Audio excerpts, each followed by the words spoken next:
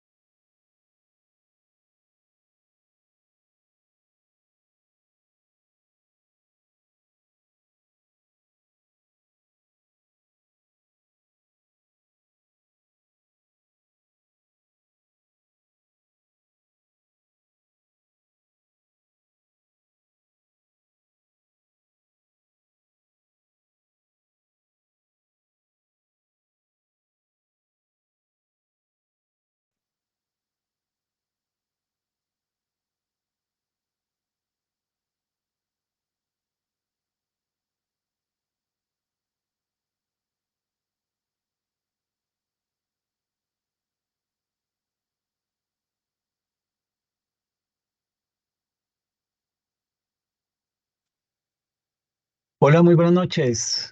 Saludo por acá a Laura, a Reinaldo, a María Alejandra, ¿cómo les va?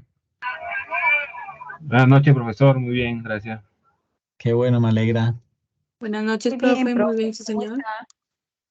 está? Todo muy bien, muchas gracias. ¿Cómo ¿Me sigue su permiten un momento? esposa? Ay, bien, ya. Pues permítame un momentico y les cuento la historia, pero es un poquitico, un minutico, pero regáleme un minutico, porfa.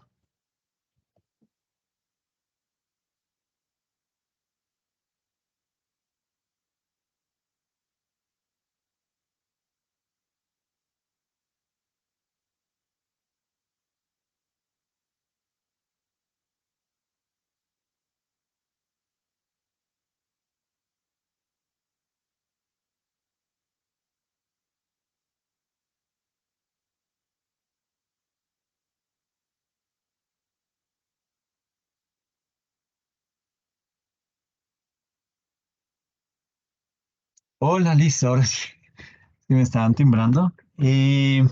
Pues bien, lo que pasa es que con ella tuvimos un inconveniente hace un par de años, bueno, fue como en el 2016, le dio una ACV y a partir de eso, pues ella, digamos que tiene que estar medicada, tomando mucha aspirina, pues precisamente para evitar el tema de que se le vayan a formar coágulos o trombos. Y en ese orden de ideas, pues digamos que cuando le dio bueno, lo que le dio qué día fue algo que se denomina diverticulitis.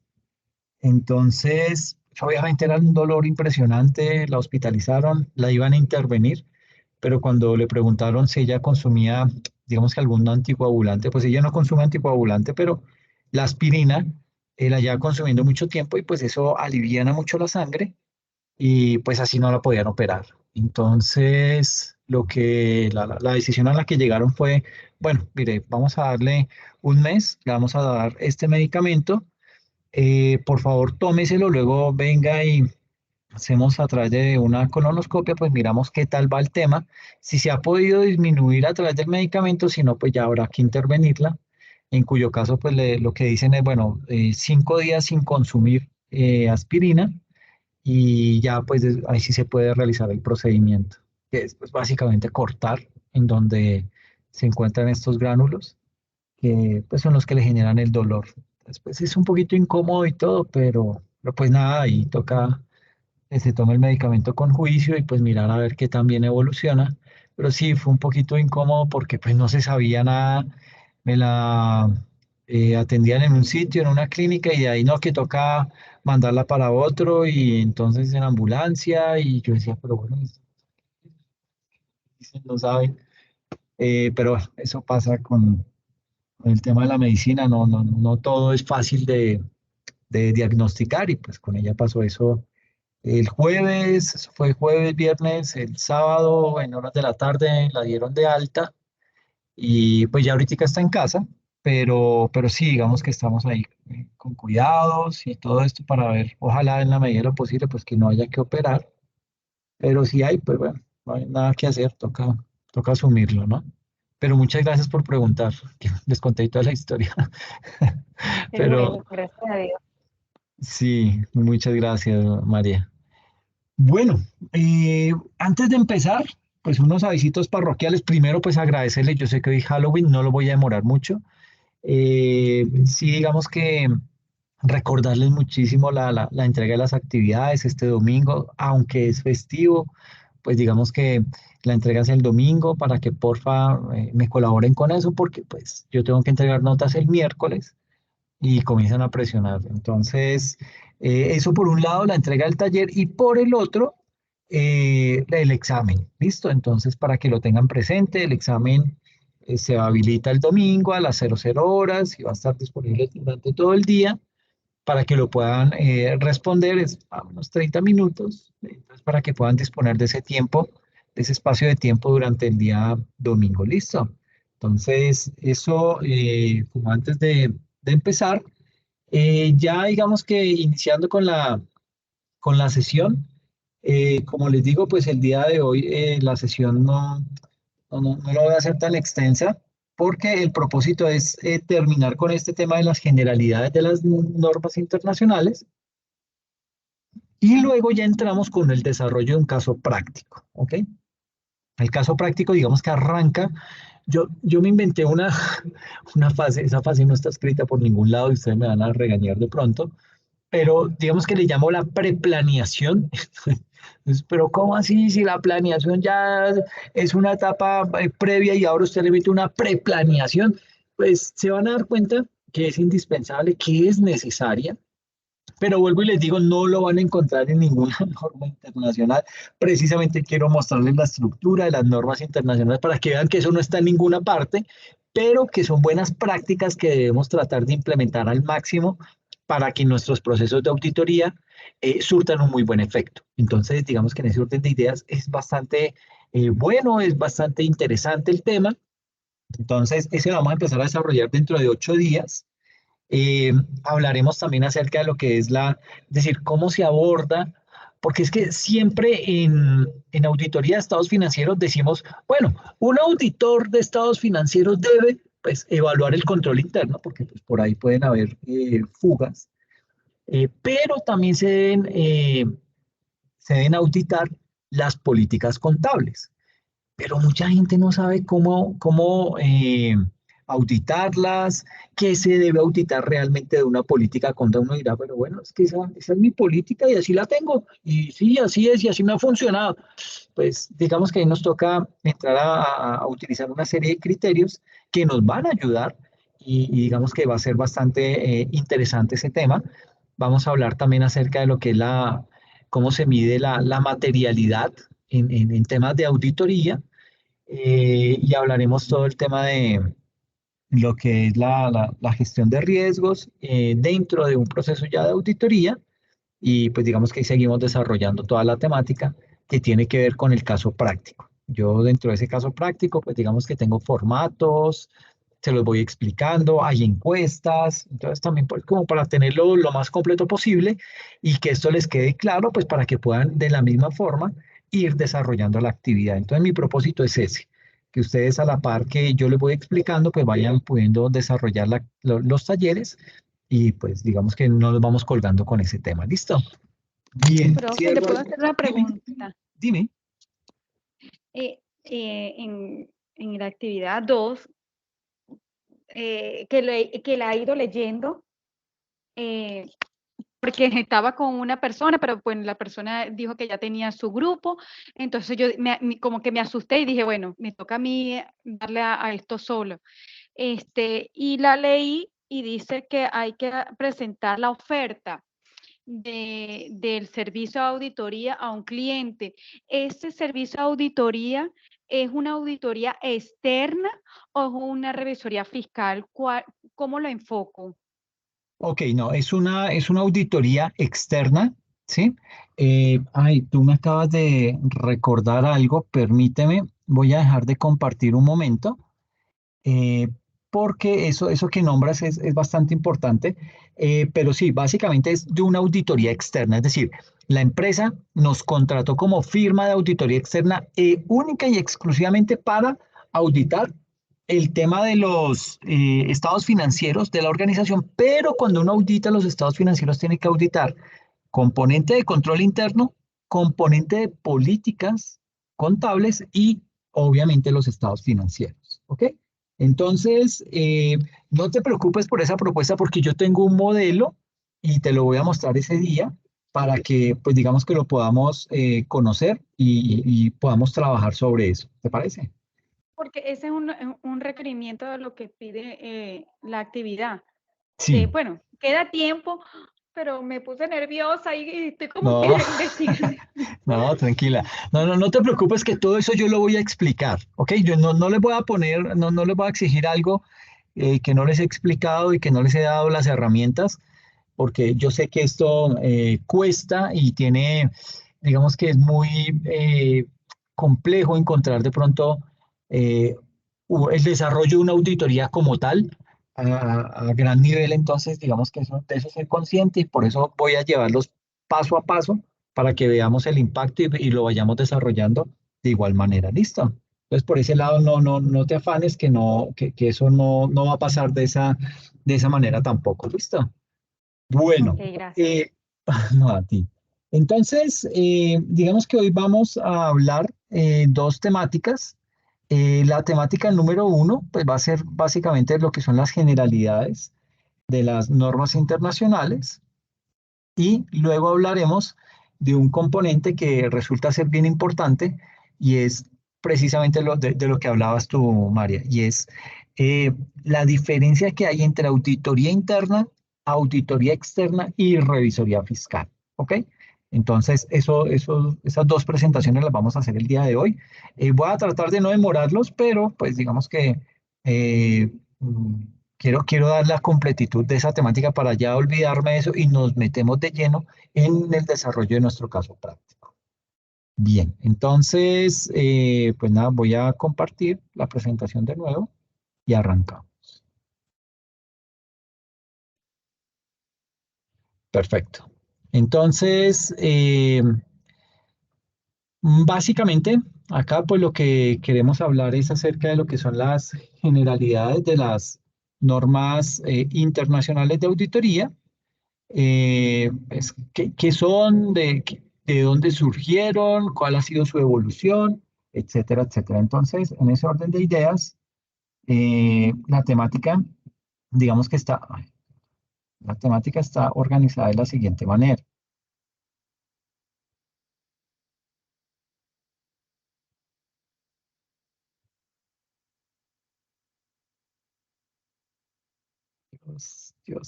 Dios, permítame.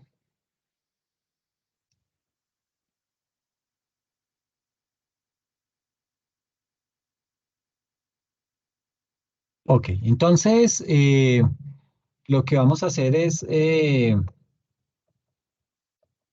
oiga, no, eso está bravo. Déjeme vuelvo y la comparto.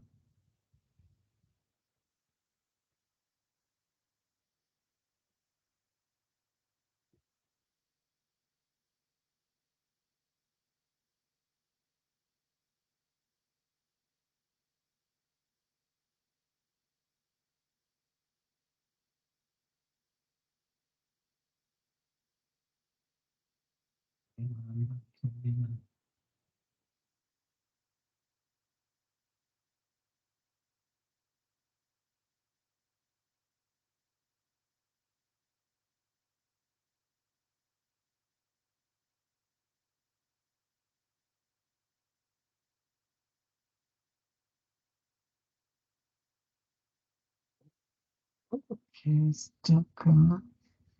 Ah, ya, ok.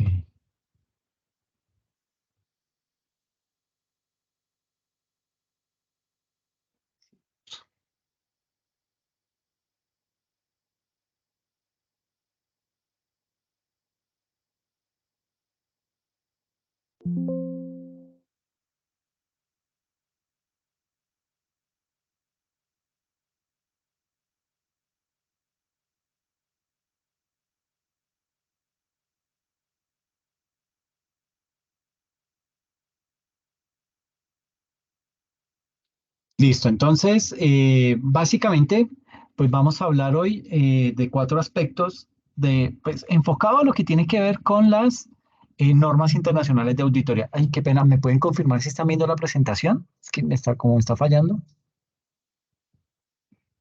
Sí se ve. Ah, perfecto, muchas gracias. Entonces, vamos a verlo desde cuatro enfoques. Primero, ¿qué son las normas internacionales de auditoría? Un poquito de reseña histórica, porque esto vale la pena ver la trazabilidad y entender que pues esto no nació de la noche a la mañana, tiene una trayectoria. ¿Cuál es la estructura de las NIA y cuál es el listado de las normas internacionales de auditoría? ¿Listo? Y luego nos metemos con el análisis entre revisor, diferencias entre auditoría interna, auditoría externa y revisoría fiscal. ¿Ok? En ese orden de ideas, entonces, pues básicamente hay que empezar por decir qué son las normas internacionales de auditoría y pues cuál es el objetivo que persiguen. Pues básicamente acá, tal y como lo dice la diapositiva, eh, nos indica que la confiabilidad de los estados financieros es de importancia para la toma de decisiones, especialmente en la realidad actual en donde la información financiera se transforma minuto a minuto. En ese sentido, es fundamental aumentar la confianza en la información, por ello que las normas internacionales de auditoría permiten obtener una seguridad razonable, que es un grado alto de seguridad. ¿Por qué es importante tener unos estados financieros auditados? Porque básicamente cuando yo los tengo auditados, esto genera confianza en la persona que está leyendo esos estados financieros, porque él dice, ok, esto ya surtió un proceso de revisión, surtió un proceso exhaustivo de análisis y de corroborar que en efecto las cifras que me están mostrando a través de estos estados financieros se desprenden completamente de la contabilidad de la organización, ¿sí? Para nadie es un secreto que el tema de la mal llamada contabilidad creativa, pues generó un grado de desconfianza alto, primero en nosotros los contadores, ¿sí?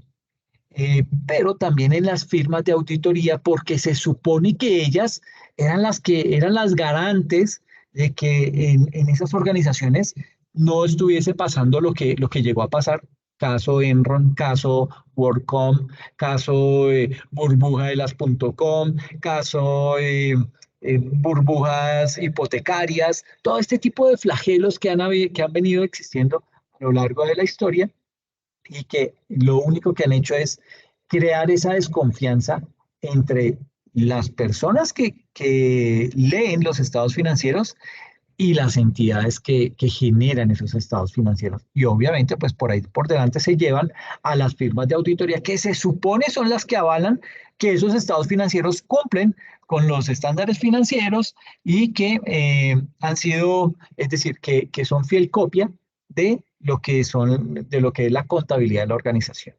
Así las cosas, entonces podemos arrancar diciendo que las normas internacionales de auditoría pues, son un conjunto de normas que son emitidas por esta entidad, por el IASB, ¿ok? No el IASB, porque a veces nos comemos una A, ¿sí?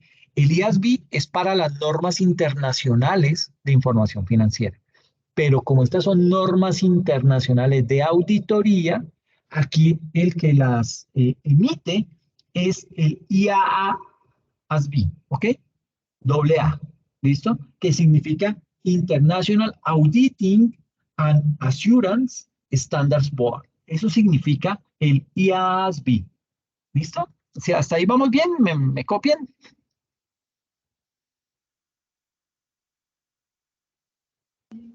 Sí, señor. Sí, señor. Perfecto, muy bien. Sí, profesor. Ahora, ese IASB, ¿de dónde salió? Pues imagínense que hay una entidad más grande que el IASB que se llama la IFAC. La IFAC es la International Federation of Accountants. Eso básicamente es como la Federación Internacional de Contadores, ¿ok? Esa IFAC es la que está por encima del IASB, ¿ok? Entonces digamos que esa es como un poco la estructura jerárquica. Ese IASB le rinde cuentas a la IFAC. Y básicamente la IFAC, bueno, esas normas internacionales de auditoría versan o tratan sobre las responsabilidades globales de los auditores independientes cuando se realiza una auditoría a unos estados financieros con el propósito de poder emitir un dictamen o poder emitir un informe garantizando la existencia de esos estados financieros, garantizando la integridad de esos estados financieros y garantizando la evaluación bajo el objetivo de ¿qué? De poder aumentar el grado de confianza en esos estados financieros. Eso es básicamente lo que hace un auditor externo de estados financieros. Emitir ese informe en donde se garantiza la existencia de esos estados financieros, la integridad de los estados financieros y la evaluación bajo el objetivo de aumentar ese grado de confianza en esos estados financieros. Sucede que el Consejo de Normas Internacionales de Auditoría y de Aseguramiento digamos que eso viene siendo las normas internacionales de auditoría, ese Consejo de Normas Internacionales de Auditoría y Aseguramiento, que es este IASB, pero traducido al español. IASB, International Auditing and Assurance Standards Board, significa Consejo de Normas Internacionales de Auditoría y Aseguramiento. Ese es un organismo que se encarga de mejorar la calidad y la uniformidad de las actividades en todo el mundo y poder fortalecer de esta manera la confianza pública en la profesión de auditoría y aseguramiento de la información, pero a nivel mundial. Entonces, miren la importancia que tiene esa entidad, ese consejo.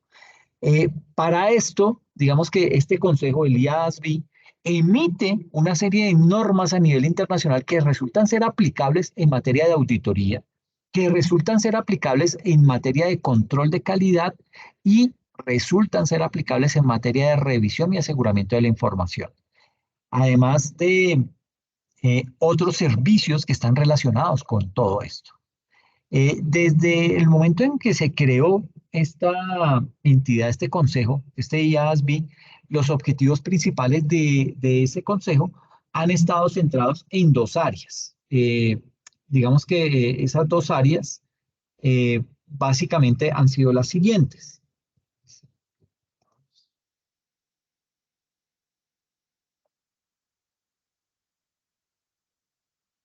¿Y por qué no andan estos videos?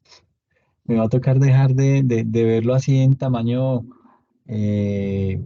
grande porque me está fallando, lo siento mucho. Voy a salir, voy a dejar de compartir, bueno, no dejar de compartir, sino quitarlo así en modo chévere y toca verlo así en reducido, pero si no, no lo vamos a poder cubrir.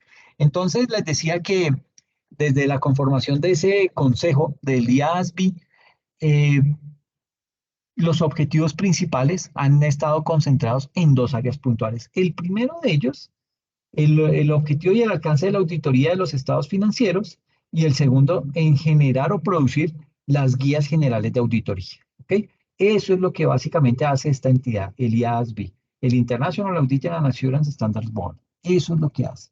Ahora, ese IASB se fundó por allá en el año de 1978, ¿sí?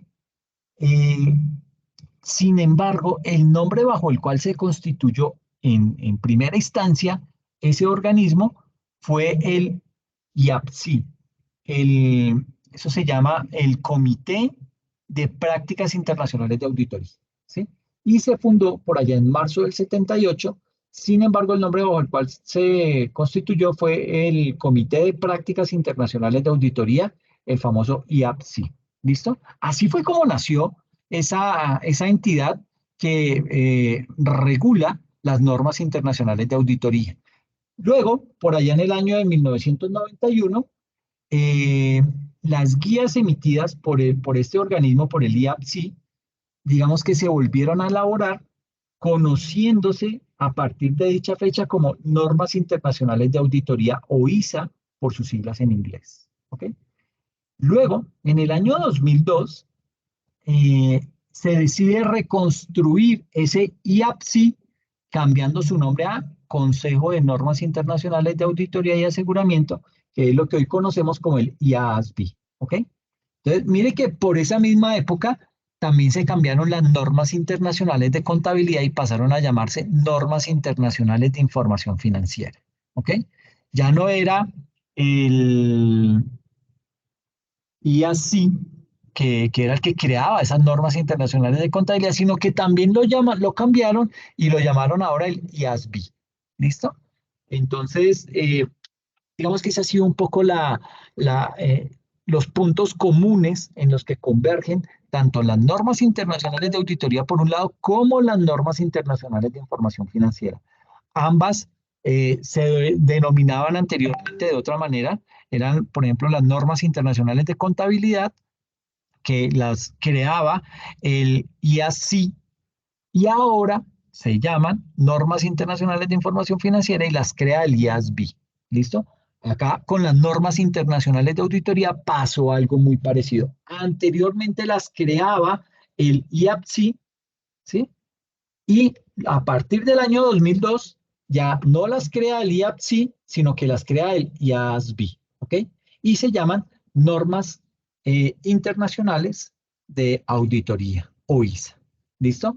Luego, por allá en el año 2003, el IFAC, que es básicamente el órgano supervisor de ese IASB, ¿qué hizo? Aprobó una serie de reformas para seguir fortaleciendo sus procesos de emisión de normas, incluido el mencionado IASB, a fin de que puedan actuar de manera eficaz para beneficio de interés público. ¿Ok? Entonces, digamos que esa evolución eh, muestra un poco lo que ha venido siendo la estructura y también cómo ha venido cambiando esa estructura. Ahora bien, la mayoría de los países, digamos que podemos decir que han venido adoptando estas normas internacionales de auditoría con el único propósito de que de estandarizar esos procesos de auditoría y a la vez pues que en la medida de lo posible se establezcan una serie de procedimientos de calidad para poder cumplir los objetivos que se deben alcanzar dentro de qué, dentro de un proceso de auditoría. Pero pues no todo ha sido tan chévere. Las normas internacionales de auditoría, digamos que no tratan de la responsabilidad del auditor, que pueden estar previstas en las disposiciones legales y reglamentarias de cada país. Por ende, la responsabilidad del auditor independiente es simplemente dar una opinión si los estados financieros han sido preparados en todos los aspectos materiales de conformidad con el marco de información financiera de cada país. ¿Sí? Entonces, digamos que ahí se queda un poquito corto el tema de la norma internacional de auditoría, pues precisamente porque no todos los países la tienen instaurada. Les quiero mostrar para que se den cuenta. Por ejemplo, esto pasa a nivel de normas internacionales de contabilidad, normas internacionales de información financiera. Pero este es un documentico que me llegó el día de ayer del BID, del Banco Interamericano de Desarrollo, y es un documento bien interesante en donde, pues básicamente, se denomina la utilización y codificación de los estados financieros electrónicos para control fiscal y datos económicos en América Latina. No se lo voy a poner a leer, ni más faltaba, pero digamos que sí es un tema que, ¿cómo lo? ¿Qué le está pasando a mi equipo hoy? Aquí está el cursor. Listo. Entonces, por acá nos muestra cómo ha sido el nivel de aceptación y de implementación de específicamente de las normas internacionales de información financiera a nivel mundial. Y uno hablaría que, pues digamos que estas normas se vienen implementando, digamos que desde el año 2001, eh, pero digamos que se esperaría que 21 años después, 22 años después, pues esto ya estuviera completamente implementado y aceptado por todos los países a nivel mundial. Pero al sol de hoy eso no pasa así. ¿Ok? Desafortunadamente todavía hay países, entre ellos Estados Unidos, que no han implementado el total de normas y por ende, pues digamos que todavía no se puede hablar de una implementación al 100% a nivel de las normas internacionales de información financiera en el mundo entero. Entonces, todavía faltan países. Este es el mapa que les quiero mostrar. Este es un mapita que nos muestra, se lo voy a ampliar un poquito. Eh, no, puede ser. Ok. Entonces, este es el mapa. Aquí, como podemos ver, básicamente, listo, ya está un poco más grande. Entonces, aquí nos muestra cómo ha sido la evolución de la implementación. Aquí dice mapa de la adopción del conjunto completo de NIF en todo el mundo. Esto fue una foto que se tomó al año 2019. Al año 2019, mire que todavía Estados Unidos no lo ha implementado completamente. Panamá, creo que por aquí está Nicaragua y, bueno, algún otro país centroamericano. En Sudamérica no lo ha implementado todavía Bolivia ni Paraguay. toda la parte norte de África, ¿sí?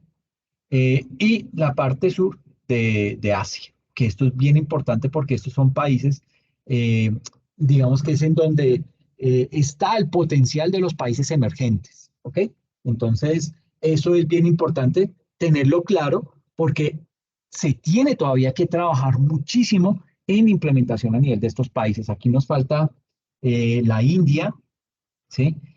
China todavía no lo tiene implementado y eso es bien delicado. Sí lo hizo Taiwán, pero China no. Japón todavía no lo tiene del todo implementado. Faltan todavía países como Malasia, Indonesia, pero bueno, en fin, con esto lo que les quiero mostrar es que todavía, a pesar de las bondades que tiene la implementación de las normas internacionales, que se habla mucho acerca de lo que es el que todos hablemos un mismo idioma a nivel contable y financiero, pues no todos los países lo tienen y falta hay una gran potencia que es Estados Unidos. Pero ya el resto de países han dado digamos que se han dado la pela en hacer ese tipo de implementación. Y de la misma forma, así como faltan países por implementar eh, todas las normas internacionales de información financiera, es decir, como Grupo 1, también a nivel de pymes, faltan muchos países por implementar. Pero bueno, y digamos que esto nos lleva a que en tema de las normas internacionales de información financiera pase lo mismo. Voy a tratar de... Sí, es que eso así chiquitico no se ve igual. Eh, bueno, ya está como que funcionando. Entonces, lo que les decía, el año 1978 se crea el IAPSI, luego el IAPSI genera unas guías de implementación de las normas, luego el IAPSI se transforma en el IASB, luego el IFAC es el órgano, obviamente, rector del IASB, y por último, ya en el año 2009 se, se desarrolla un proyecto denominado el Proyecto Claridad. Eso fue por allá en diciembre del 2009. Se realizó ese proyecto. ¿Y en qué consistió ese proyecto? Pues básicamente era un ajuste y una revisión de las normas, de esas normas internacionales de auditoría, pero esa revisión se hizo con el propósito de lograr un mayor entendimiento de esas normas de auditoría. Esto llevó a que se hiciera una serie de ajustes a las estructuras de esas normas internacionales de auditoría. ¿Para qué? Para que se facilitara su adaptación en diferentes países del mundo. Este proyecto, Claridad, digamos que incluyó ¿cómo se diría? Incluyó 36 normas de auditoría clarificadas, le llaman ellos, es decir, 36 normas de auditoría que fueron revisadas, ajustadas y mejoradas, y dentro de eso también se incluyó la norma de calidad. Digamos que estas normas quedaron separadas por grupos o por secciones que permiten así como un mayor entendimiento de lo que es esa norma internacional de auditoría y por ende facilita que el auditor realice una auditoría independiente con un mayor grado de confianza de esa información financiera. Entonces, digamos que eso es lo que se gana con esas normas internacionales de auditoría.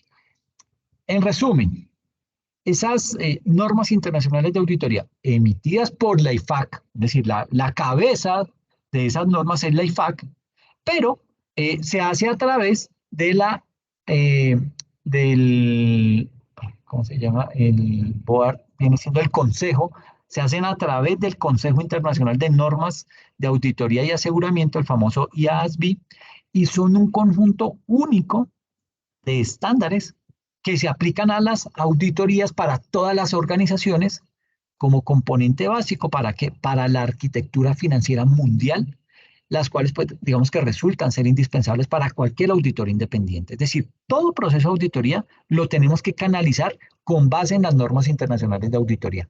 Ahora bien, esos estándares, ¿qué hacen? Pues nos ayudan a crear un lenguaje de auditoría común para poder fortalecer a todas las organizaciones, eh, básicamente centrando o centrado en promover lo que es la calidad de la auditoría y obviamente, pues a la par de eso, pues las habilidades de los auditores, ¿para qué? Para poder trabajar en diferentes tipos de entidades. Por ejemplo, entidades que cotizan en bolsa, entidades privadas, entidades grandes, entidades pequeñas. Todo eso, digamos que las normas internacionales nos dotan como auditores de ese tipo de herramientas para que podamos estar en capacidad de auditar cualquier organización de cualquier tamaño. Por eso es que para poder comprender más a fondo estos estándares, usted podrá conocer y analizar y posteriormente aplicar en su ejercicio tres aspectos clave de la norma internacional de auditoría, como lo es la estructura, el listado vigente a hoy y su aplicación. ¿Ok? Entonces, en ese orden de ideas, vamos a ver lo que es la estructura de las NIA, de las normas internacionales de auditoría, y en ese orden de ideas, pues tenemos que empezar por decir que las normas internacionales de auditoría tienen 5 elementos esenciales en su estructura y esos elementos vienen siendo los siguientes. Viene lo que es la introducción, en primera instancia. La introducción, digamos que dentro de esa introducción se contempla lo que es el propósito de la norma, el alcance y también la temática de esa norma internacional de auditoría. También en esa introducción viene detallado lo que es la responsabilidad del auditor y el contexto en el que se establecen esas normas. ¿Ok?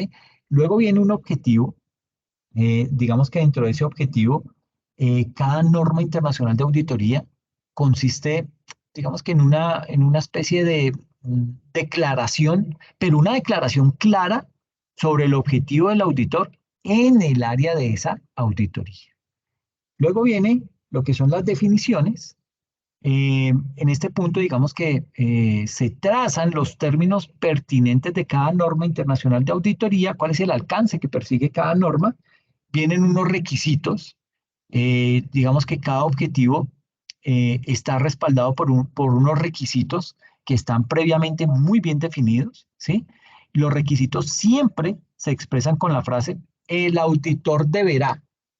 Cuando encontramos esa frase, ya sabemos que se está haciendo énfasis en un requisito puntual.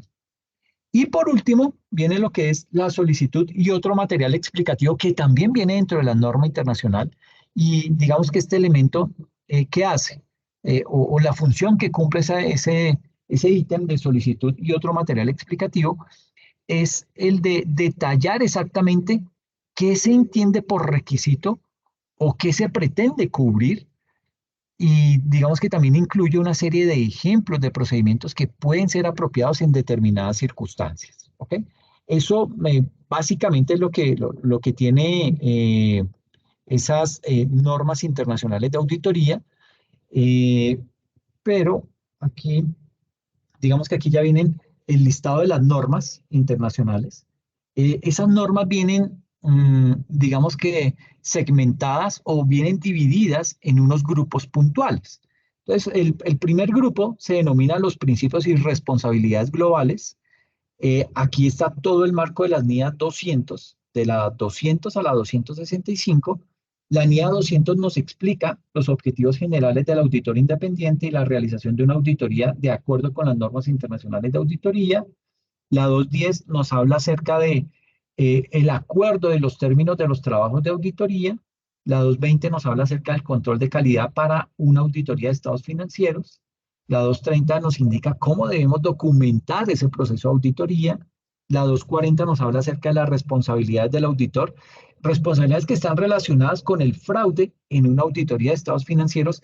Y aquí tengo que ser claro que si bien esta norma habla acerca del fraude, no significa que por el hecho de que nosotros vamos a desarrollar una auditoría financiera, vamos a tener que enfocarnos en buscar el fraude. No, nuestro propósito es dar un dictamen sobre la veracidad de esos estados financieros. ¿Ok? Eso ese es nuestro trabajo. Que de pronto en el desarrollo de ese trabajo encontremos que hay algún tipo de fraude, encontremos que hay cosas que vale la pena ajustar porque se ve que hay algún tipo de fraude en algunas transacciones o en algunas actividades que desarrolla la organización. Eso ya es adicional. pero nuestro propósito no es encontrar fraude o encontrar al delincuente o decir, mira, aquí hay robo, aquí hay un robo continuado. No, ese no es nuestro propósito. Nuestro propósito como auditores es emitir una opinión sobre los estados financieros. Pero reitero, cuando estamos haciendo el proceso de auditoría, es muy factible que encontremos algún tipo de fraude, pero no es nuestro propósito. ¿Listo? Eso hay que dejarlo claro porque, pues digamos que muchas veces las personas que nos contratan eh, esperan eso. Bueno, ¿y qué robo encontró? ¿Qué fraude encontró? Ah, no, pues dentro del proceso no vimos nada. Vimos de pronto algunas cosas que son susceptibles de mejora, pero mi propósito no era buscar fraude al interior de la organización. Mi propósito es emitir una opinión sobre el estado, los estados financieros de la organización. La norma 250 habla acerca de lo que son la consideración de leyes y reglamentos en una auditoría de estados financieros. La 260, la comunicación con los acusados de gobierno, es decir, los que nos contratan, ¿sí? Porque puede ser que nos contrate directamente el gerente de la organización porque quiere mirar algo puntual, pero muchas veces los que nos contratan son las personas que, digamos que los dueños de la organización, porque les interesa que nos centremos en algo puntual, ¿ok? Y la 265 habla acerca de la comunicación de deficiencias en el control interno. ¿A quién? A los órganos de dirección de la empresa. ¿Por qué? Porque se supone que ellos son los que crean esos mecanismos de control interno precisamente para evitar fraudes o evitar problemas al interior de la organización. Y nosotros dentro de nuestro proceso de auditoría, pues tenemos que evaluar también el control interno. El otro grupo se denomina la sección de planificación, riesgos y respuestas. Allí tenemos todas las NIA 300 y las 400, es decir, la NIA 300 que habla acerca de la planificación de una auditoría de estados financieros, que eso es lo que vamos a empezar a abordar desde la próxima sesión, aunque voy a abordarlo primero con la preplaneación, que mire que no existe por ningún lado, pero se van a dar cuenta de lo importante que es. La NIA 315, que habla acerca de la identificación y evaluación de los riesgos de incorrección material a través de la comprensión de la entidad y su entorno. La 320, que habla de la materialidad en la planificación y realización de una auditoría. Y usted estará diciendo, bueno, pero ¿qué es eso de materialidad? Habla de la materialidad y que materialidad a través de la comprensión de la entidad, materialidad en la planificación. ¿Materialidad qué es? Básicamente se habla de que algo es material cuando tiene una importancia relativa. Y entonces como que los enreda aún más. Entonces, mire, eh, básicamente, y yo siempre lo explico, el tema de materialidad lo explico desde la óptica de propiedad, planta y equipo. Eh, digamos que en propiedad, planta y equipo, la definición propia de propiedad, planta y equipo es todo aquello que yo utilizo para el desarrollo del objeto social de la empresa. ¿Ok? Entonces ahí metemos maquinaria y equipo, metemos vehículos, metemos muebles y enseres, metemos todo lo que es bienes inmuebles, etcétera, terrenos, todo eso es propiedad, planta y equipo. Pero de pronto la propiedad, planta y equipo son también las sillas que utilizan los funcionarios para poder desarrollar sus actividades, porque no los puedo tener de pie, ¿sí? Pero entonces usted dice, oye, mi chica, pero es que si yo me pongo, imagínese, y siempre coloco este mismo ejemplo, imagínese una universidad en donde dentro de la propiedad, planta y equipo están los pupitres, ¿sí? Entonces, imagínese usted llevándole la hoja de vida a un pupitre o a cada pupitre y tenemos 5.000 pupitres en la institución. Entonces, usted se envejece haciéndole la depreciación a cada pupitre puntual. ¿Por qué? Porque es que ese pupitre hace parte de los muebles y enseres y los muebles y enseres son parte de la propiedad, planta y equipo. Entonces los tengo que depreciar, tengo que hacerle la medición inicial, la medición posterior al final de cada periodo contable, etcétera, etcétera. Entonces, eso no es óptimo, ¿sí? Entonces, ¿qué se hace? Usted lo primero que hace en propiedad, planta y equipo es determinar qué es material, es decir, qué es verdaderamente importante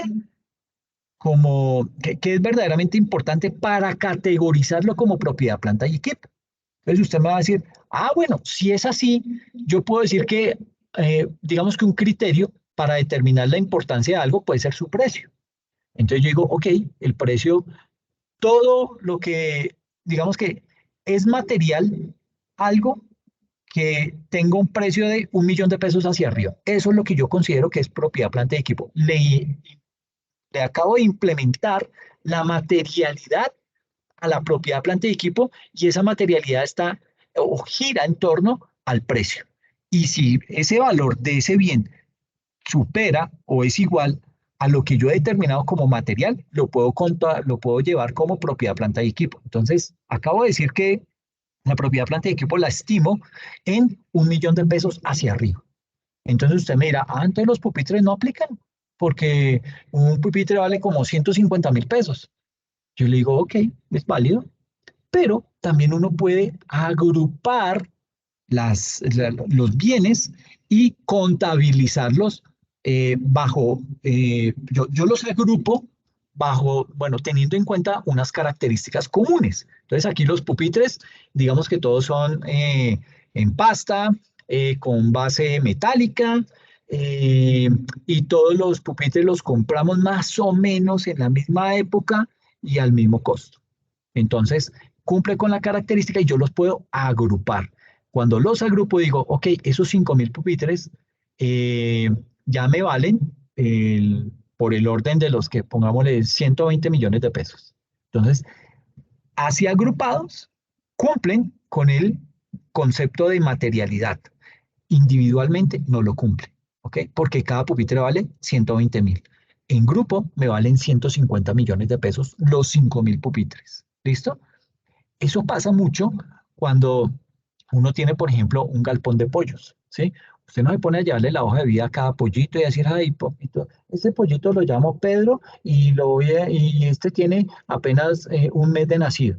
Le he puesto tales vacunas. No, se envejece usted porque eso es un galpón de pollos, tiene cualquier cantidad de pollos. Entonces usted lo que hace es los agrupa por edades, los que tienen casi que la misma edad, y ya esos los lleva como un solo monto dentro de la contabilidad, ¿ok? Entonces, de esa forma, digamos que para eso nos sirve la agrupación para poder contabilizar y darle la materialidad a algunos componentes que resultan ser importantes, ¿ok? Eso se aclara más en normas internacionales de información financiera, pero digamos que es más o menos la óptica. Entonces, para que se quede con lo importante o la definición de lo que es materialidad, la materialidad es lo que es relativamente importante dentro de una organización. Y puede que para usted sea importante una cocedora, ¿sí? Una de esas engrapadoras, pero no es material porque no cumple con el valor que hemos estimado en la organización, que es de 1.000.000 de pesos. Y usted me dice, bueno, yo sumo todas las grapadoras y eso me da 980.000. Sí, pero mire que no cumple todavía con el 1.000.000 de pesos, que es lo que yo determiné como dentro de mi política contable, que es material para contabilizarlo como propiedad, planta y equipo. ¿Listo? Entonces, eso, no sé si me hice entender, porfa, me confirman. Sí, profe, todo claro. Ok, ay, perfecto, muchas gracias. Entonces, este grupo habla acerca de la planificación, riesgos y respuestas que va a la NIA 300 a la 330 y de la 402 a la 450. Luego viene otro grupo, que es el grupo denominado evidencia auditoría, que contempla todas las normas, todas las NIA de la 500, del rango de las 500. 500, 501, 505, 510, 520, 530, 40, 50, 60, 70 y 80. Ahí va, desde la evidencia de auditoría hasta las consideraciones específicas de evidencia auditoría para elementos seleccionados, confirmaciones externas, compromisos iniciales, procedimientos analíticos, muestreo de auditoría, que esto es bien importante, auditoría de estimaciones contables, que también es bien importante porque vuelvo y digo, no todo es fácilmente medible. Aquí juega mucho el criterio del contador y dentro de ese criterio tenemos que implementar temas como estimaciones contables, y las estimaciones contables también deben ser auditadas, porque es que fácilmente uno se puede escachar, ¿sí? Uno se puede escachar con intención o sin intención. pero eso también hay que auditar. Todo lo que tiene que ver con las partes relacionadas, los eventos posteriores, la preocupación actual y las representaciones escritas. Todo esto cae dentro de ese grupo de evidencia de auditoría. El otro grupo se denomina utilización del trabajo realizado por otros, que esto es bien importante. Y ahí están todas las tres mías del grupo de las 600. Las 600 es consideraciones especiales, auditorías de los estados financieros del grupo, incluido el trabajo de los auditores componentes, la 610, que es el uso de trabajo de auditores internos, y la 620, el uso de trabajo de un experto auditor. ¿Qué quiere decir esto? Que yo me debo, si yo voy a llegar a hacer una auditoría externa, yo no debo arrancar de ceros, ¿sí? Si me están contratando, es porque ya ha habido otras auditorías. Yo lo que debo pedir es el último informe de la última auditoría y desde ahí arranco, ¿ok? ¿Por qué? Porque yo debo aprovechar el trabajo que han hecho esos otros auditores y arrancar de ahí. Incluso cuando hablemos de esa fase que me inventé que se llama la preplaneación, en esa etapa vamos a hablar acerca de un concepto muy importante que es entrevista con el auditor predecesor. Y eso es una buena práctica. Eh, es algo que deberíamos tener implementado todos los que desarrollamos procesos de auditoría. ¿Por qué? Porque debemos de alguna u otra manera, sin ir a revelar información delicada o información propia de la organización, pero sí de pronto darle algunas pautas al nuevo auditor y decirle, mire, hermano, digamos que el proceso de auditoría en esa organización es interesante, pero hay información que no nos comparten, ¿sí? Tal área no comparte la información. ¿Por qué? No sé si es que no lo tiene documentado o hay algo oculto y además la gerencia no ayudó para que nos entregaran esa información, entonces se quedó eso así en el limbo, ¿sí? Entonces ya usted dice, mira, ya eso es una banderita amarilla, una banderita para que usted ponga la alerta sobre esa área y diga, bueno, ok, yo necesito que usted me suministre tal y tal y tal información con copia a la gerencia, si fue la gerencia la que nos contrató, o con copia a los socios que fueron los que nos contrataron, ¿ok? Para que ayuden a presionar para que nos suministren esa información. ¿Por qué? Porque ya hay un precedente. ¿Listo? Entonces, por eso es importante hablar con el auditor predecesor para que él nos diga, mire, son mala paga, sí, hay que tener mucho cuidado con eso porque mire que a mí se me demora el hora y no me han terminado de pagar, ok, ya como que eso nos va nutriendo, como que uno puede decir, ok, yo miro a ver cómo ataco ese tipo de situación. Luego viene otro grupo denominado conclusiones e informe de auditoría, que son todo el grupo de las NIA 700. La formación de opinión e informes sobre estados financieros, cuestiones clave de auditoría, modificaciones a la opinión en el informe del auditor independiente, párrafos de énfasis y otros párrafos en el informe del auditor independiente, información comparativa y la responsabilidad del auditor respecto a la información incluida en los documentos que contienen los estados financieros auditados. Entonces, esto es, bueno, el otro grupo es el denominado consideraciones especiales, que es el último, que contiene las tres NIA 800 y se incluye la norma internacional sobre control de calidad. La 800 que habla acerca de consideraciones especiales, auditorías de estados financieros preparados de conformidad común, marco de información con fines específicos. La 805 que habla acerca de auditorías de un solo estado financiero de un elemento, cuenta o partida específico de un estado financiero. La 810, que habla de los compromisos para informar sobre los estados financieros resumidos. Y la norma de calidad, que hace referencia al control de calidad para empresas que realizan auditorías y revisiones de estados financieros y otros compromisos de aseguramiento y servicios relacionados. Entonces, este es todo el bloque de las normas internacionales de auditoría para que pues, lo tengamos claro, porque de esto salen, digamos que preguntitas dentro del examen, ¿listo? Y ahora vamos a hablar, así rápidamente, voy a cerrar esto,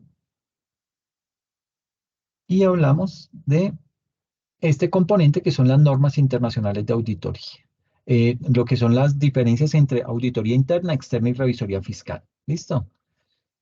Bien, pues básicamente en esta sección lo que hacemos es un poco de como de tablitas que nos ayudan a comparar cierta información para poder determinar cuál es el verdadero alcance que tiene una auditoría interna, una revisoría o una auditoría externa. ¿Ok?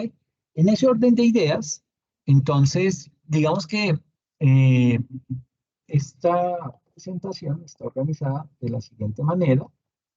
Tiene, aquí se me quedó corta, tengo que, este sí me ha generado conflictos hoy, no entiendo por qué, pero bueno, aquí vamos otra vez, voy a volver a compartir.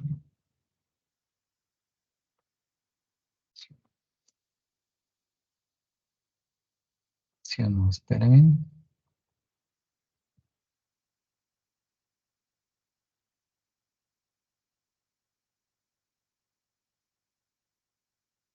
Listo, entonces, vuelvo y comparto.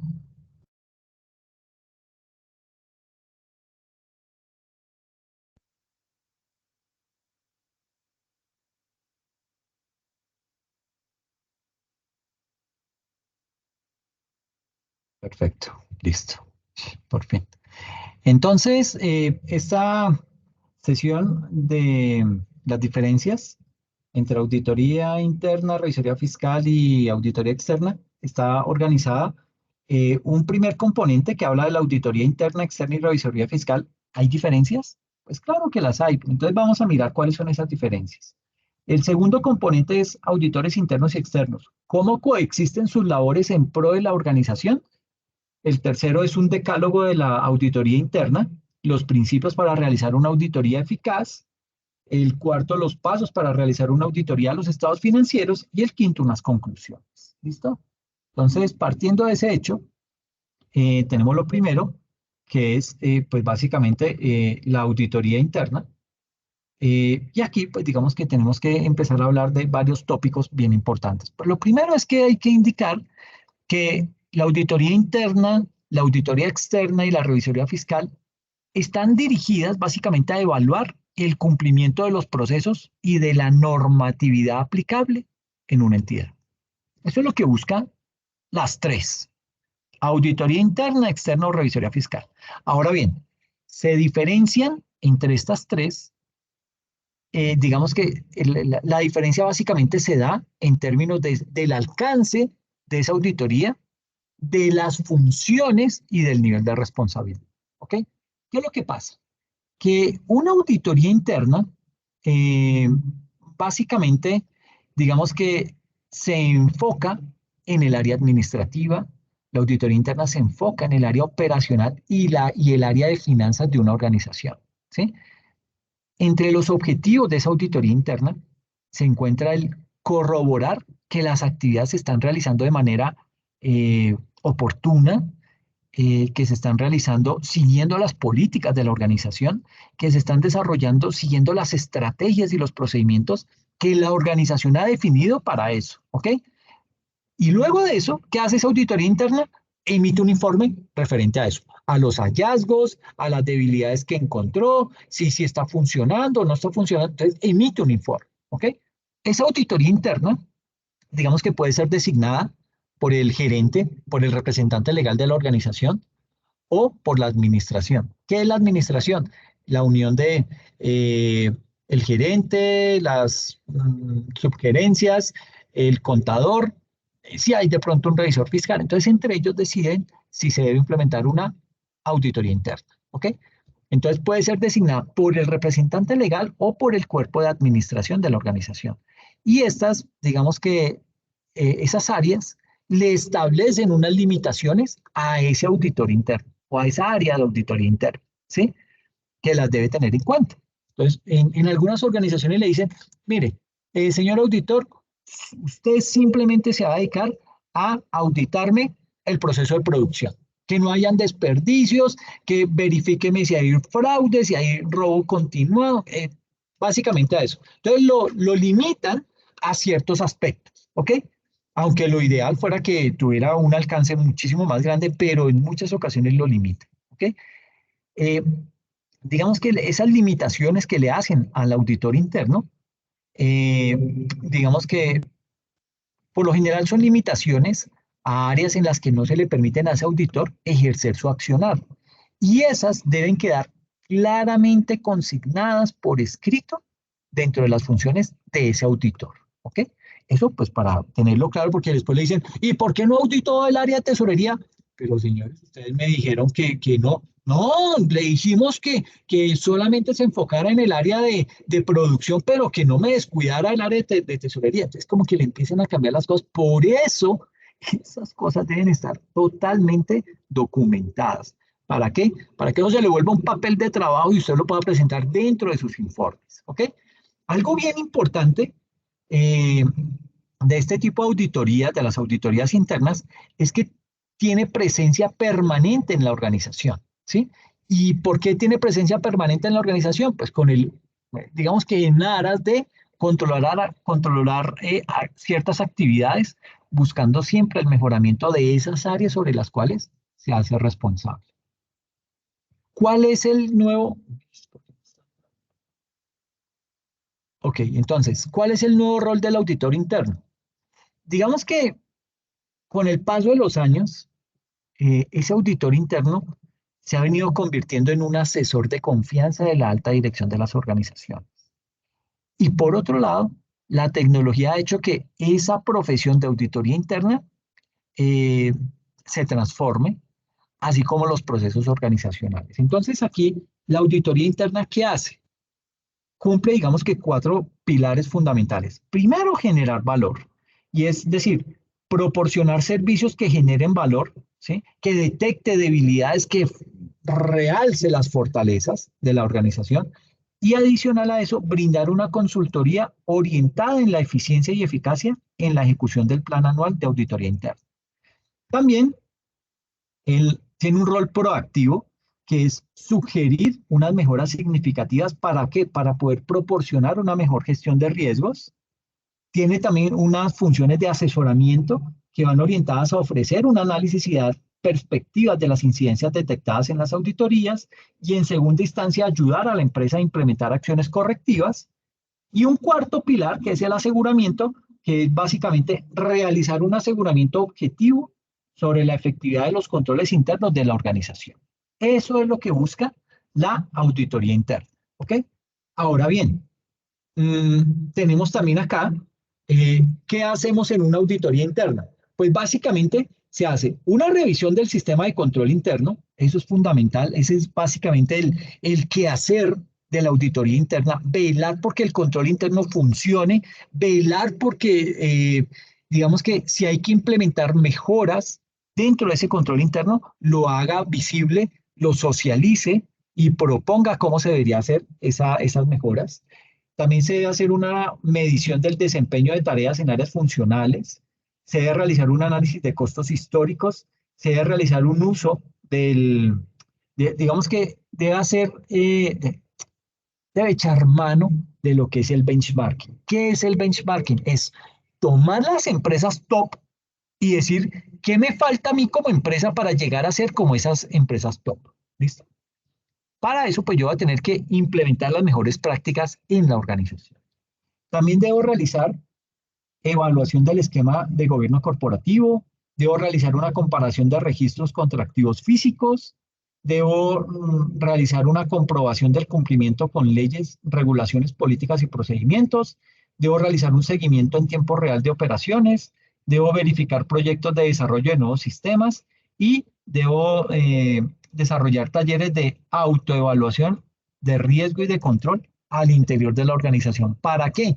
Pues para precisamente detectar posibles debilidades al interior de la organización y poder atenderlas en su justa medida y a tiempo. ¿Listo? Bien. Ahora miremos lo que es la auditoría externa. La auditoría externa, digamos que tiene aquí 4 pilares. En el primero de ellos, dentro de la auditoría externa, la vinculación se hace por medio de un contrato de servicios profesionales, cosa que no pasa con la auditoría interna. ¿Por qué? Porque el auditor interno pertenece a la nómina. Entonces ahí ya eso vicia un poco el trabajo del auditor interno. Yo le digo, es Drácula cuidando el banco de sangre, ¿sí? ¿Por qué? Porque es un subalterno, entonces el gerente lo va a llamar, ay, pero allá no se meta, yo le dije que en el área de tesorería no se metiera, que usted solamente se dedica al control interno, entonces lo van sesgando, lo van limitando y eso no es bueno. En la auditoría externa no pasa eso. ¿Por qué? Porque a usted le mandan un trabajo específico que es revisar y dar un informe sobre los estados financieros. Entonces usted, su vinculación, como usted no pertenece a la nómina, usted es más independiente, cosa que no le pasa al auditor interno. ¿Ok? Eh, Otro aspecto importante dentro de la auditoría externa es que las personas que designan al auditor externo son el representante legal, el administrador de la empresa, los miembros de la junta directiva, la junta de socios o la asamblea de accionistas según el tipo de organización, es decir, lo más alto en la organización. ¿Ok? En tercer lugar, el alcance del auditor externo, al igual que el interno, tiene unas limitaciones marcadas en el ejercicio de su labor, ya que la presencia no se ejerce de manera perpetua, sino que las visitas son periódicas. Y por último, el auditor externo dirige su informe a los usuarios que lo contrataron. Él no tiene por qué rendirle más explicación a fulano, a sutano, no. Los que me contrataron, a ellos les emito el informe. Básicamente, digamos que digamos que la auditoría interna y externa, eh, en ambos tipos de auditoría, lo esencial es la idoneidad profesional de quien efectúa ese trabajo, ¿ok? También es importante la independencia mental con que actúe el auditor y esa imparcialidad con que ese auditor imita su concepto y su opinión, ¿ok? Lo que pasa es que el auditor interno la tiene más difícil, ¿sí? ¿Por qué? Porque es que vuelvo y digo, es un funcionario más dentro de la organización y esto limita muchas veces no solamente su alcance, sino su independencia. Y cuando usted se ve limitado en la independencia, usted comienza a contar únicamente las cosas que le gustan a los que lo contratan, las cosas que le gustan a los que le están pagando. Entonces ahí ya usted se empieza a sesgar y eso no es tan chévere al final de cuentas. Y desde la óptica de la revisoría fiscal, tenemos que decir que la revisoría fiscal es una institución ejercida por un profesional de la contaduría pública. Una auditoría interna la puede desarrollar un profesional de cualquier área, ojalá sea un contador, pero si no la puede realizar un ingeniero industrial, un administrador de empresas, no tiene una obligación como tal que sea contador. En la revisoría fiscal sí.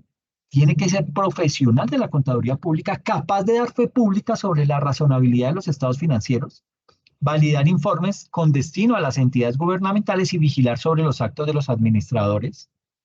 En segunda instancia, los encargados de nombrar al revisor fiscal son la Asamblea General de Accionistas, la Junta de Socios o la Asamblea de Socios según el tipo de entidad del que se trata, es decir, los dueños de la empresa son los que nombran al revisor fiscal.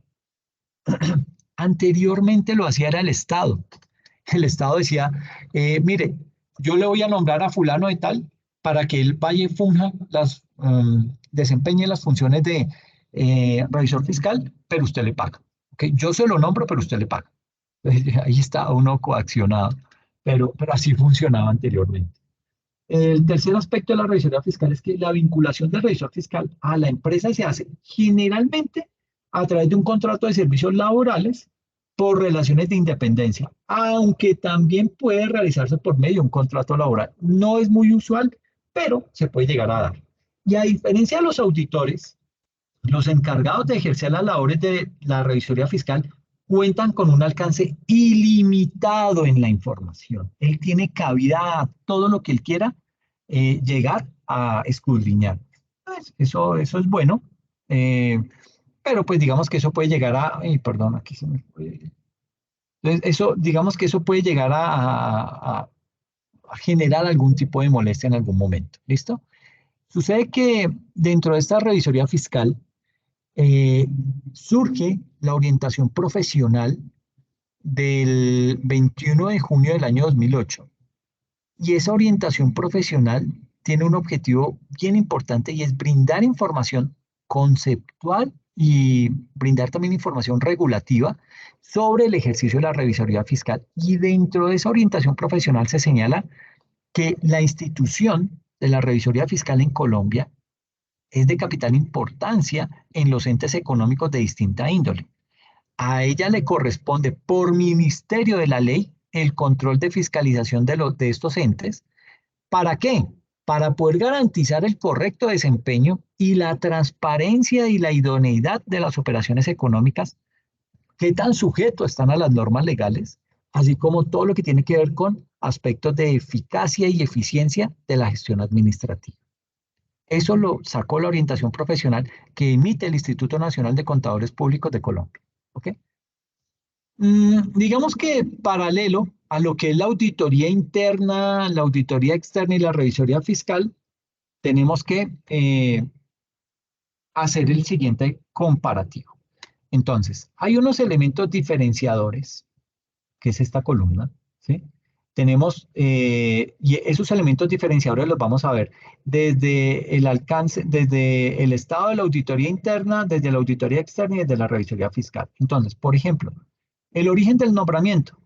Para la auditoría interna se hará en forma voluntaria por parte de la administración de la empresa.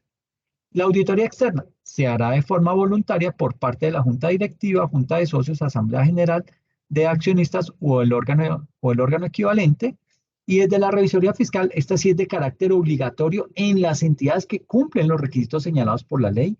Ese revisor fiscal debe ser elegido por la mayoría absoluta de la Asamblea General de Accionistas o la Junta de Socios. Entonces, mire que los dos primeros, auditor interno y externo, son de forma voluntaria, pero el revisor, si se cumple con los requisitos, es de forma obligatoria. El alcance de la auditoría interna, digamos que se limita a los términos del contrato establecido entre las partes. Lo mismo pasa con el auditor externo. Y en la revisoría fiscal, digamos que aquí el alcance es integral a todas las áreas y operaciones de la entidad. Aquí no tiene límite el revisor fiscal, tiene cabida donde él quiera llegar. Las funciones. En el auditor interno, evaluar el sistema de control interno y detectar hechos generadores de riesgos y proponer mejoras en el funcionamiento de la entidad. El auditor externo, sus funciones son entregar una opinión sobre la razonabilidad de los estados financieros. Mire que no dice detectar fraude, encontrar al ladrón, encarcelarlo, nada de eso. No dice eso, simplemente emitir una opinión sobre la razonabilidad de los estados financieros. Y el revisor fiscal, sus funciones son dictaminar sobre la razonabilidad de los estados financieros y autorizar con su firma, ¿ok?, esos estados financieros. Adicionalmente, todas las funciones que están discriminadas en el artículo 207 del Código de Comercio. Código de Comercio que no está de más indicar que fue creado desde el año 1971, ¿ok? O sea, que tiene ya sus años. Desde el área del ¿qué profesional ejecuta la auditoría interna? Puede ser cualquier persona que labore dentro de la empresa. No se requiere una profesión en particular, es decir, puede ser un contador, puede ser un ingeniero, puede ser un administrador, etc. En la auditoría externa debería ser un contador público o una firma de contadores. Y en la revisoría fiscal únicamente un contador público de forma independiente o a través de una firma de contadores. Lo puede hacer. De la forma de contratación, el auditor interno contrato laboral, el auditor externo contrato por prestación de servicios. La revisoría fiscal puede ser contrato por prestación de servicios o un contrato laboral. ¿Ok? La independencia del auditor interno está muy limitada, muy sesgada por su vínculo laboral. Está inhabilitado para dar fe pública a ese auditor interno. El auditor externo tiene independencia absoluta, al igual que el revisor fiscal. Y desde el punto de vista de la responsabilidad, el auditor interno tiene responsabilidad con la administración de la empresa. El auditor externo tiene una responsabilidad de alcance civil, ¿sí? Y el revisor fiscal, una responsabilidad de alcance civil, penal y legal. Imagínense, por eso es que se cobra tanto a nivel de revisoría fiscal y debería ser también a nivel de auditoría externa, aunque pues su responsabilidad tiene un cubrimiento civil, pero no lo exime de un problema, ¿sí? Entonces, pues habrá que medirlo hasta dónde se puede. Desde el punto de vista de los elementos diferenciadores, podemos indicar que desde el aspecto puntual de los intereses, en la auditoría interna el interés es privado, en la externa es privado y en la revisoría es de interés público. ¿ok? Al gobierno le interesa saber que esos estados financieros están bien elaborados, que se desprenden de la contabilidad de la organización y esa contabilidad se está llevando conforme al marco internacional. Eso es lo que le interesa. Desde el punto de vista de la norma aplicada, el auditor interno tiene digamos que se puede adherir a lo que son las NAGA, las normas de auditoría generalmente aceptadas, se puede adherir a las normas internacionales de auditoría y puede complementarlas con las normas del COSO, las normas COVID y MESI. Desde la auditoría externa, las normas que debe aplicar son las NAGA, las NIA, la Ley 43 del 90 y el Código de Ética para Profesionales de la Contabilidad, la NICSE 1 sobre control de calidad y puede apoyarse también en COSO, COVID y MESI. Y la revisoría fiscal, al igual que las del auditor externo, las NAGA, las NIA, la Ley 43 del 90, la NICSE 1, y complementarlas con COSO, COVID, MESI, Ley Sarbanes-Oxley, que habla más o menos de buenas prácticas a nivel de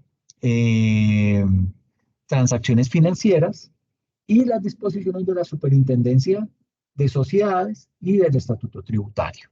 Eso es básicamente, digamos que la matriz que analiza cada uno de los roles desde diferentes aspectos. ¿Ok? Y digamos que aquí se me hizo el mouse. Aquí ya entonces empezamos a hablar acerca de lo que son los auditores internos y externos, cómo coexisten sus labores en pro de la organización. Digamos que los auditores internos y externos deben conocer el alcance y deben conocer los métodos de trabajo de cada uno, comentar la cobertura de esa auditoría y proporcionar acceso ¿a qué? A los informes que cada uno de ellos emite y sobre todo a los papeles de trabajo. Ahora bien, los papeles de trabajo son de los auditores, ¿ok? Pero eso no implica que no se le pueda dar acceso a esos papeles de trabajo. Hay que tener también presente que diversos aspectos deben evaluar las organizaciones al momento de contratar un auditor externo. Entre los aspectos que debe evaluar esa empresa al momento de contratar a ese auditor están los siguientes. El primero de ellos es la experiencia y el conocimiento en la industria o en el sector. Y eso es bien importante, eso juega un papel preponderante porque dependiendo de esa experiencia, ese auditor me va a aportar o se va a quedar corto. ¿Listo? En segunda instancia, contar con un equipo multidisciplinario. No solamente deben ser contadores, yo debo tener en la medida de lo posible un estadístico, a un ingeniero de sistemas, debo tener en la medida de lo posible un componente de pronto de, si es alguien de un sector que yo no conozco, pues contratar a una persona que sea experta en ese sector para que nos apoye y digamos que podamos desarrollar un buen trabajo. El tercer paso es la independencia y la prevención de conflictos de interés respecto al cliente y del servicio que está sujeto a la auditoría. Y por último, el respaldo metodológico. Es decir, frente a cómo debe ser el trabajo de ese auditor externo que es contratado, digamos que mediante un contrato civil, y ese auditor interno que pertenece a la organización, digamos que ahí la NIA 610 establece los lineamientos y establece también la responsabilidad del auditor externo cuando se utiliza el trabajo de auditores internos para obtener evidencia o ayuda directa bajo su dirección, bajo su supervisión y revisión como auditor externo. Es decir, yo me puedo nutrir como auditor externo del trabajo del auditor interno.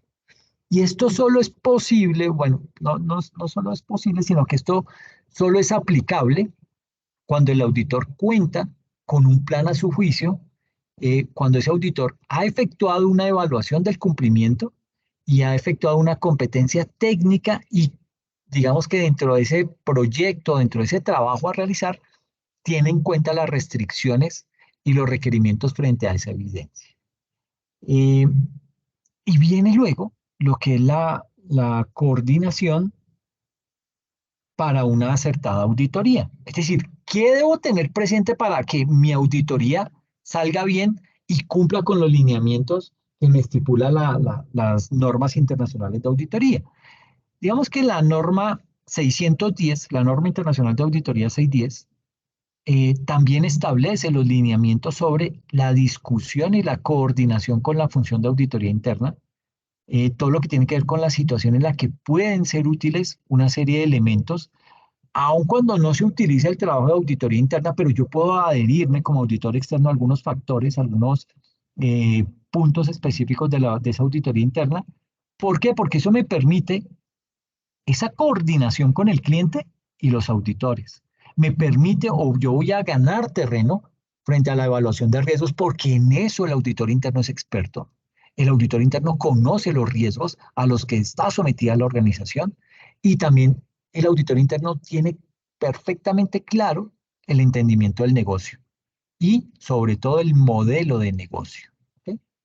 En ese orden de ideas, entonces, básicamente, digamos que para tener esa coordinación para una acertada auditoría, yo debo tener claro el momento de realización del trabajo, debo tener clara la dirección de la cobertura de esa auditoría, los intervalos de discusión apropiados a lo largo del periodo y, por último, informar cuestiones significativas que puedan llegar a afectar al auditor externo y el acceso a informes que terminen siendo relevantes para que él los pueda leer, los pueda conocer. ¿Por qué? Porque es que si yo no hago eso como socio, como gerente de la empresa, pues posiblemente ese auditor externo va a volver a rehacer un trabajo que ya el auditor interno ha hecho. Y no me sirve de nada, estoy perdiendo tiempo, estoy perdiendo plata. ¿Por qué? Porque le estoy pagando a un auditor externo para que haga lo que el auditor interno ya hizo. ¿Sí? Eso denota desorden al interior de la empresa. Entonces debo tener mucho cuidado frente a eso. Y hay que procurar mantener en todos los aspectos la adecuada independencia en el servicio de auditoría. ¿Para qué? Para poder mitigar o para poder reducir esos posibles conflictos entre el auditor interno y el auditor externo que conduzcan a que ese auditor externo ejerza funciones propias del auditor interno. Es decir, se pisan las mangueras y ahí eso genera roces y fricciones. Y cuando hay roces y fricciones, pues el trabajo sencillamente no fluye. Entonces, eso no es sano. Entonces, yo también, como personal que contrate a ese auditor externo, yo debo ser claro frente a ese tipo de situaciones y decirle hasta dónde llega ese auditor externo y hasta dónde llega ese auditor interno. Pues precisamente para que cada quien lo tenga claro y no vaya a presentarse ese tipo de situaciones que puede traernos problemas al interior de la empresa. ¿Será que auditores internos y externos deben reunirse periódicamente y compartir métodos de trabajo? Digamos que hay varias entidades, entre ellas está el Instituto de Auditores Internos del Perú. Este instituto puntualmente sugiere que tanto auditores internos como externos se reúnan periódicamente. ¿Para qué? Para poder debatir, por un lado, intereses comunes que tengan, pero por el otro, para beneficiarse de sus técnicas, ¿ok?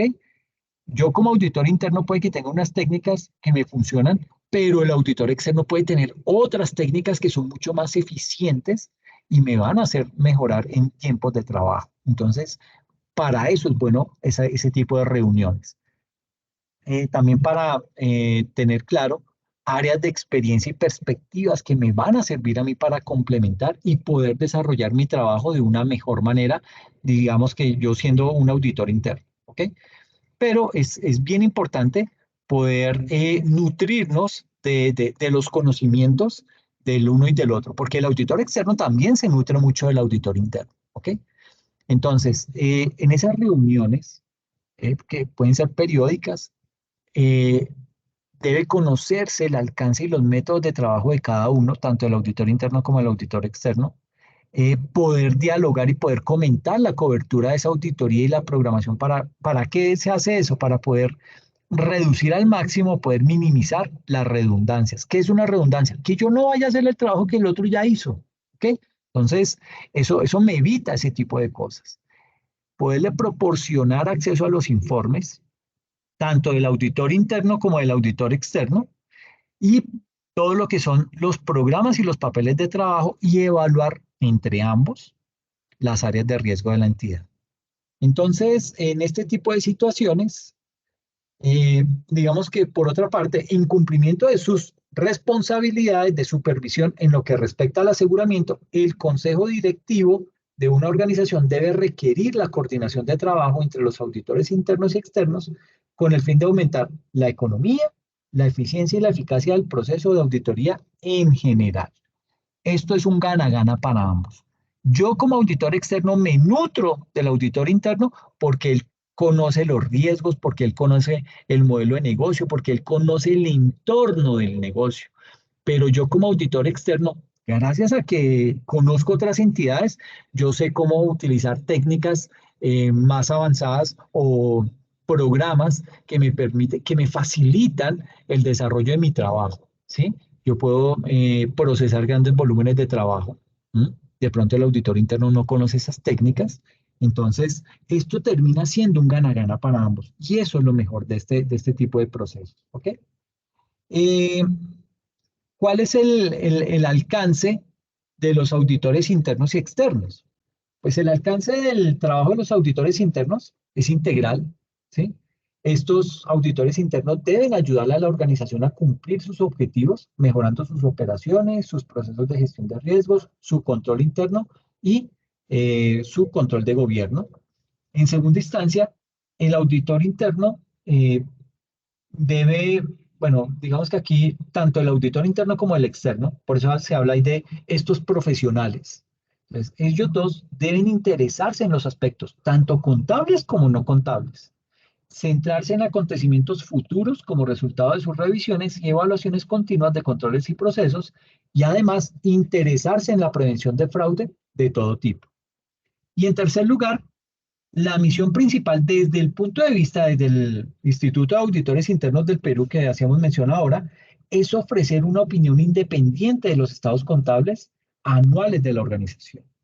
Entonces, digamos que su enfoque, el enfoque de los auditores es histórico por naturaleza. ¿Por qué es histórico? Porque evalúan si los estados cumplen con principios contables de aceptación general, si presentan adecuadamente la situación financiera de la organización, si esos resultados de esas operaciones para un periodo específico están representados con precisión y por último, si los estados contables han sido materialmente manipulados. ¿Ok?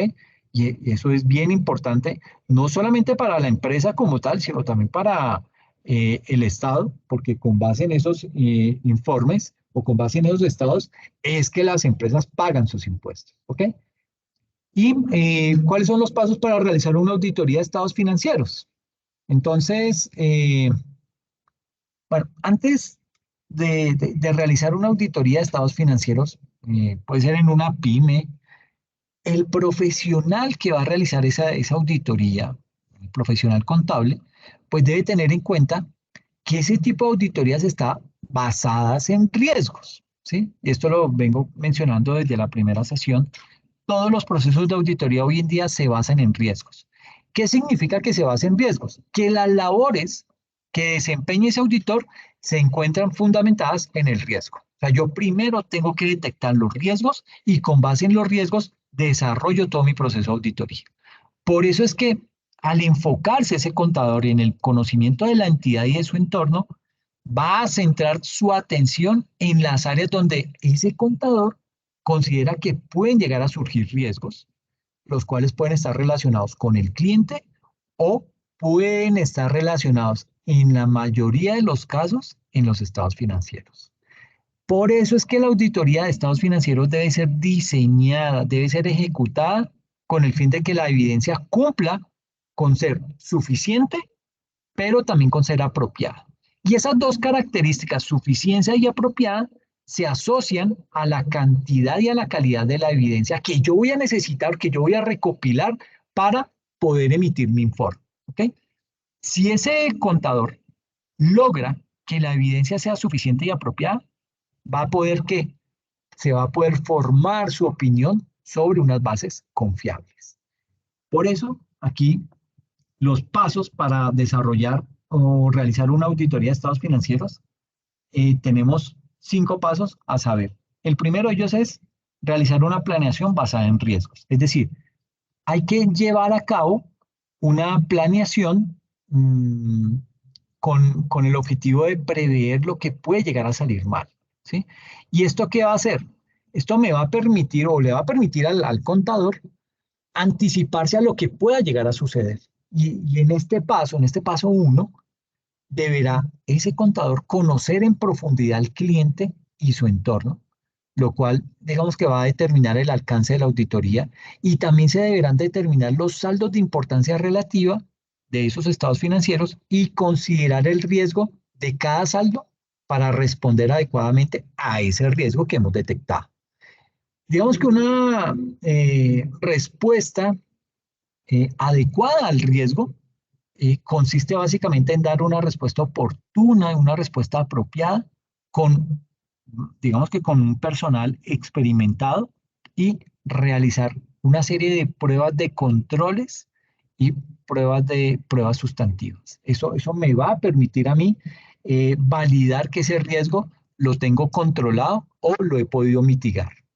El segundo paso tiene que ver, ahí se me volvió a trabar la presentación. ¿Esto por qué no anda? Ok, entonces el segundo paso tiene que ver con ejecutar lo planeado. ¿Y a qué hace referencia ejecutar lo planeado? Es básicamente responder a los riesgos. El hecho de que yo como auditor pueda responder a los riesgos, eso me implica realizar los procedimientos que fueron planeados por mí como auditor, ¿sí? Dado que una eficaz ejecución en la auditoría va a hacer que la evidencia pueda ser suficiente y apropiada, ¿ok? El tercer paso dentro de estos, pues para poder realizar una auditoría, es tener el control de la evidencia, ¿sí? Es decir, para que la evidencia sea apropiada y que cumpla también con la característica de ser suficiente esa evidencia, se debe considerar en primer lugar la importancia relativa. ¿Por qué es relevante esta importancia relativa? Porque eso es lo que me va a determinar cuál va a ser la extensión de las técnicas y de los procedimientos que debo realizar como auditor. Y eso me va a afectar la cantidad de pruebas que voy a realizar como auditor, y también debo considerar si los riesgos que he logrado identificar y los eventos que surgen en el desarrollo de ese proceso de auditoría, si eso ha sido cubierto por la evidencia o de pronto no, se ha quedado corta la evidencia. En cuarto lugar, debo concluir, y con concluir hago referencia a que las conclusiones a las que llegue yo como auditor deberán estar soportadas por evidencia suficiente y sobre todo evidencia apropiada. Y en este paso, digamos que cada saldo de las cuentas deberá tener una conclusión. Mire lo que estoy diciendo, cada saldo de las cuentas. ¿Por qué? Porque es importante que cada saldo de las cuentas tenga una conclusión, porque eso va a demostrar que yo realicé mi trabajo cuenta por cuenta dentro de los estados financieros. Y eso habla bien de mi profesionalismo. Entonces, cada cuenta en cada estado financiero debe tener una conclusión y yo como auditor deberé soportarla en mis papeles de trabajo. Es decir, que quede la evidencia que yo audité cada una de esas cuentas, cada uno de esos saldos. Y por último, debo informar y archivar. Es decir, informo a la administración o a la dirección, ¿sí? Eso básicamente consiste en que yo como auditor voy a comunicar mis consideraciones a esas figuras de autoridad en la organización, ¿sí? Y aquí es importante considerar que el ideal de esa comunicación es la reciprocidad. ¿Qué es eso de la reciprocidad? Digamos que puede consistir en que la información que la entidad me propicie acerca de los planes de mejora que va a realizar según las recomendaciones que yo le he realizado con base en ese proceso de auditoría. Ahora bien, frente al archivo, ese archivo que yo tengo como profesional de la auditoría, ese archivo consiste en que se realice un adecuado cierre de los papeles de trabajo, teniendo en cuenta la alta importancia legal que representa para un proceso de auditoría esos papeles de trabajo. Esos papeles de trabajo son mi evidencia de que yo hice el trabajo. en esos papeles de trabajo queda la constancia de lo que yo encontré, de todos los hallazgos que tuve, ¿sí? De todo lo que evalué para llegar a esos hallazgos. Entonces, esos papeles de trabajo se vuelven de una importancia alta en un proceso de auditoría. ¿Ok? Por eso yo debo custodiarlos, debo archivarlos, debo tener un control de esos papeles de trabajo, inclusive si yo ya me he desvinculado de esa organización. ¿Ok? Entonces, digamos que eso era básicamente lo que tenía por comentarles el día de hoy. Les había dicho que no nos íbamos a demorar, pero realmente, digamos que son dos temas bien largos, la estructura de las NIA y estas diferencias y similitudes entre un auditor interno, un auditor externo y la revisoría fiscal. Entonces, no sé si de pronto tienen alguna inquietud al respecto, si quieren comentar algo antes de cerrar.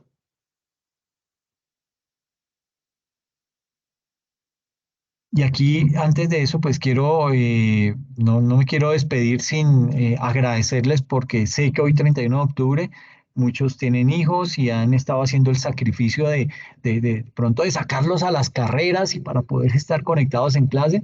Lo agradezco y lo valoro muchísimo. Eh, pues bueno, esperemos que esto rinda los frutos esperados, ¿ok? No sé si quieren comentar algo. No, profe, pues para mí todo Por, quedó claro. por mi parte Perfecto. también, profe. Todo Ok, claro. qué bueno, me alegra muchísimo. Gracias. Entonces, pues nada, les agradezco mucho la asistencia y nos vemos dentro de 8 días, no sin antes volver a recordar la entrega del taller y el estar pendientes del examen. ¿Listo? Muchas gracias y cuídense mucho. Una feliz noche. Feliz noche, profe. Gracias, profe. Feliz Gracias, noche. lo mismo para ustedes. Que les vaya muy bien.